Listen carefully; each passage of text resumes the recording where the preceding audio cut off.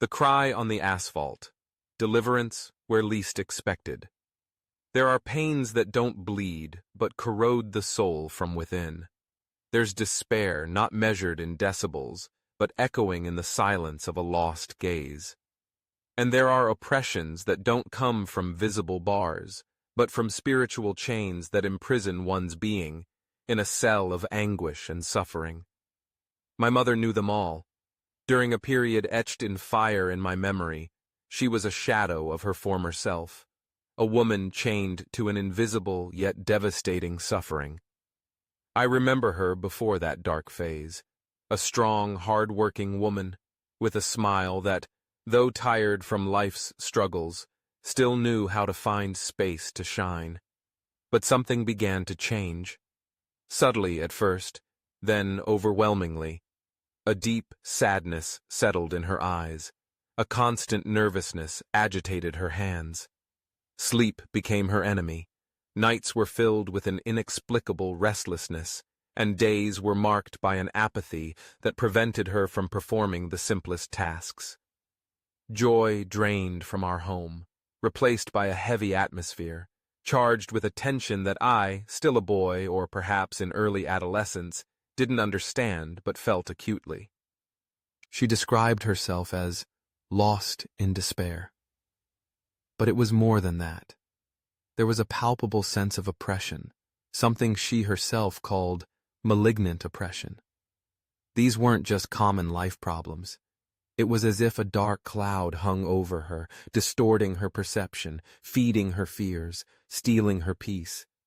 She cried for no apparent reason, got easily irritated, isolated herself in her own world of pain. We sought help here and there, doctors, advice from friends, but nothing seemed to touch the root of that evil. The feeling was that there was no solution, that this suffering was a final sentence. As her son, it was torture to watch. I felt helpless, scared. I wanted to help but didn't know how. Sometimes anger consumed me. Anger at the situation, anger for not understanding, anger at seeing my mother wither away. In our home, faith wasn't central.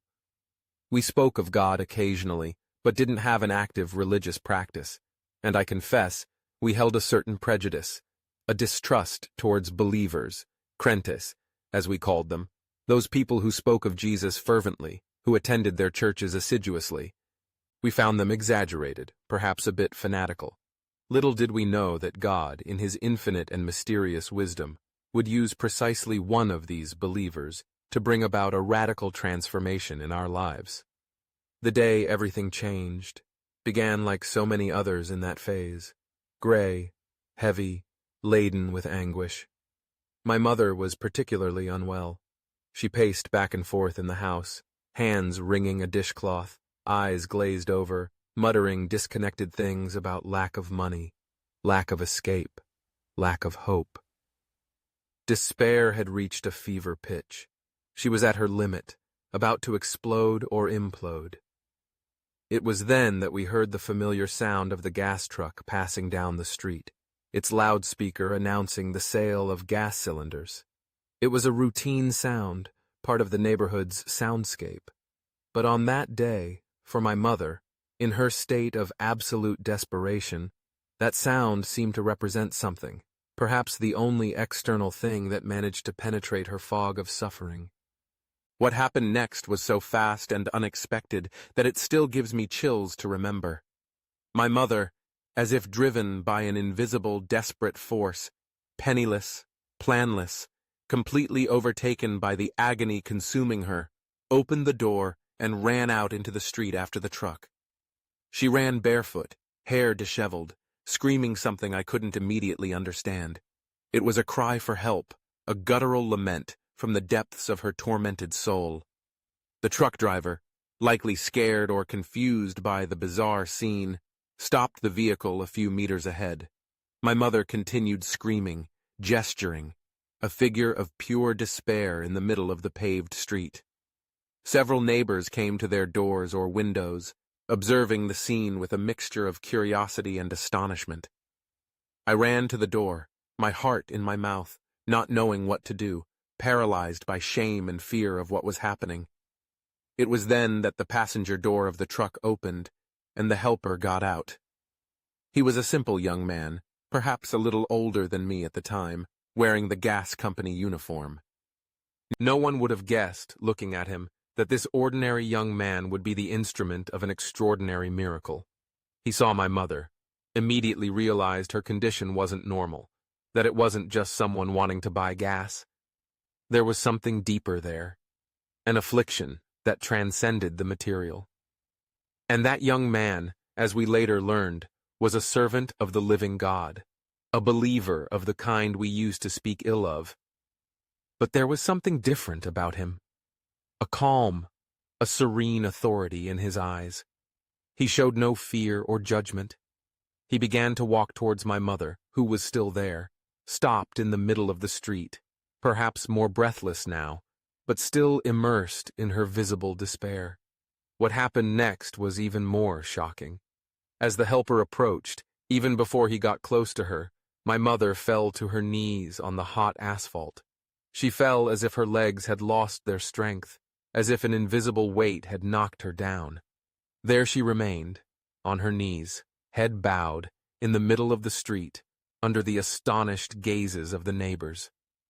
The young man stopped a few steps away from her, and then, in a gesture of impressive spiritual authority, he raised one hand towards her, still at a distance, and said in a loud, clear voice that cut through the tense silence that had formed, "In the name of Jesus, all evil depart from this life." It wasn't a shout, but a command, a declaration of power made with unwavering conviction. The instant the words left his mouth, my mother broke down in convulsive weeping. It wasn't the usual cry of sadness. It was a deep, painful sob, as if something was being torn from her, as if a dam of suffering held back for years was breaking. Seeing this, the young man quickly approached. With compassion, but also with firmness, he placed his hand on my mother's head, still kneeling and weeping on the ground. And right there, in the middle of the street, under the midday sun and the neighbors' stares, he began to pray, casting out all evil, rebuking all oppression, declaring her freedom in the powerful name of Jesus Christ.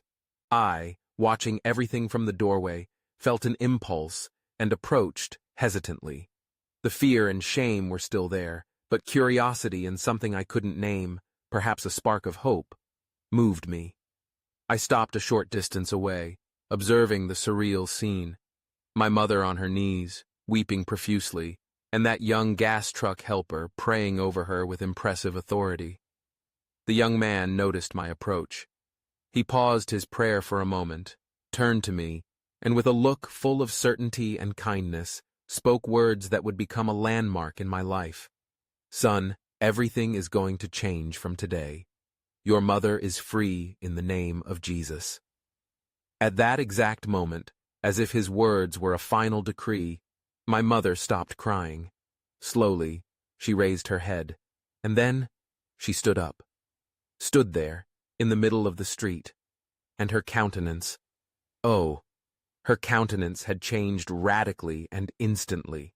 That lost, anguished look vanished. The tension in her face dissolved.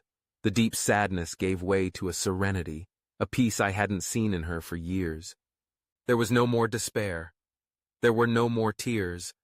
There was no longer the visible mark of the suffering that had accompanied her for so long. It was as if the person standing before me had been replaced.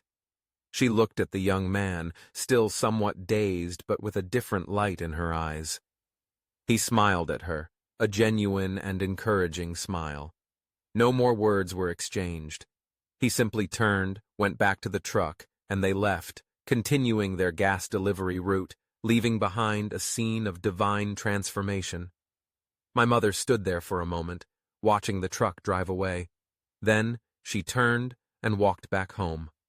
Calmly, without the nervous agitation, without the visible anguish. She entered the house, went to the bathroom, washed her face, combed her hair. She looked at herself in the mirror, and I saw, for the first time in a long time, a glimpse of my mother from before, but now, with a peace she had never had. That afternoon, she did something she hadn't done with any spirit for months. She prepared dinner. She cooked calmly, humming softly. The atmosphere in the house changed instantly. The dark cloud had dissipated.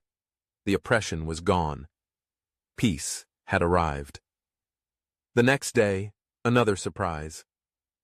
My mother woke up early, got ready with a care she hadn't shown in a long time, and said, "I'm going to look for a job." She left determinedly, and defying all market difficulties, especially for someone who had been out of work and shaken for so long, she quickly found a job. It didn't take weeks or months.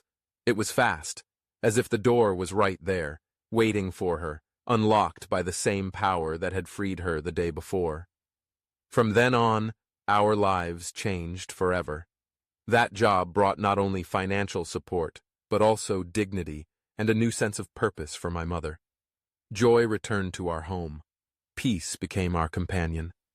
My mother flourished, became stronger, more confident, and with an unshakable faith in the one who rescued her from the abyss. And me? That encounter in the middle of the street, that miracle witnessed with my own eyes, shattered all my prejudices. That believer, the gas truck helper, demonstrated a power and compassion I had never seen. I began to want to know more about the God in whose name he had acted. What God was this who could free someone from such deep suffering so instantly? What God was this who could transform a life so radically? My search led me, along with my mother, to attend a church. We found a faith community that welcomed us, taught us, strengthened us. Today, years after that miraculous day, we are a happy family, prosperous not just financially, but spiritually. We live in the peace that comes from knowing and serving the living God, the one who rescued us from darkness into his marvelous light. The story of my mother's deliverance is living proof that there is no situation so desperate that God cannot reverse.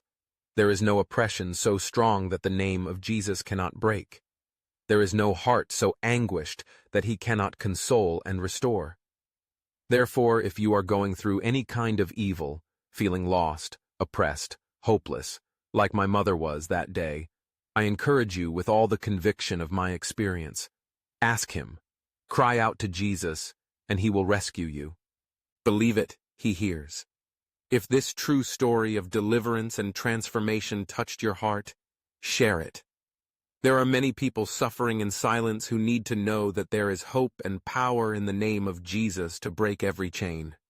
Leave your comment below telling what you thought or if you too have experienced a miracle of deliverance. Your like helps this powerful message go further and reach those in need of help. And for more testimonies like this, showing God's power, changing lives in extraordinary ways, subscribe to the channel. No matter how lost your situation seems, no matter how deep your pain, cry out for divine help. He is faithful to hear, powerful to deliver, and gracious to completely restore your life.